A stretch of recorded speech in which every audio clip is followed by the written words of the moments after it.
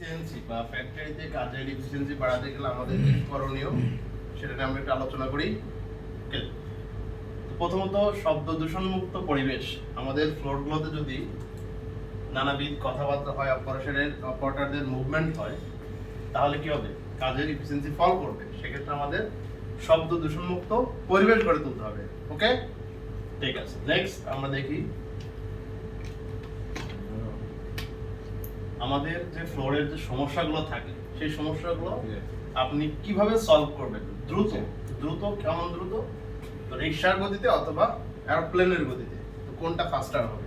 দ্রুত হবে না এরোপ্লেন? তো আমরা যদি কোনো কাজ বা কোনো দূরত্ব মানে খুবই অনেক দূরে আমরা কোথাও যেতে চাই, তাহলে আমরা কি চিন্তা করি? ট্রাভেলগুলো যে কোন যানবাহনে গেলে আমরা খুব দ্রুত যেতে পারি। তো ধরেন আপনি দেশের বাইরে যাবেন, স্বাভাবিক আপনি নর্মালি যদি ধরেন ঢাকা থ্রু রাজশাহী যাবেন, তো আমরা দুটো সাইডে দুটো পিকচার আছে যে একটা হলো এরোপ্লেন, একটা রিক্সা। রিক্সা আসলে পসিবল না, তো হয়তো দ্রুত গেলে এরোপ্লেন দরকার। তো কর্মক্ষেত্রে সমস্যাগুলো যত দ্রুত সমাধান করব তত আমাদের কাজের এফিসিয়েন্সি বাড়বে। ওকে, নেক্সট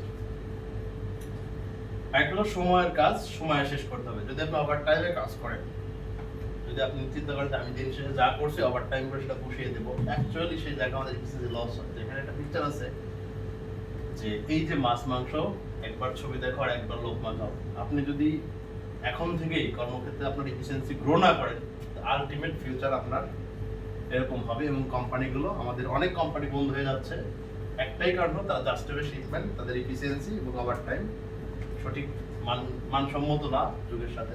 তার জন্য আমাদের একটা সময় এরকম হয়ে যেতে হবে। তো আমরা এখান থেকে চিন্তা করতে পারলাম যে আমরা কিভাবে রিকভারি করবো।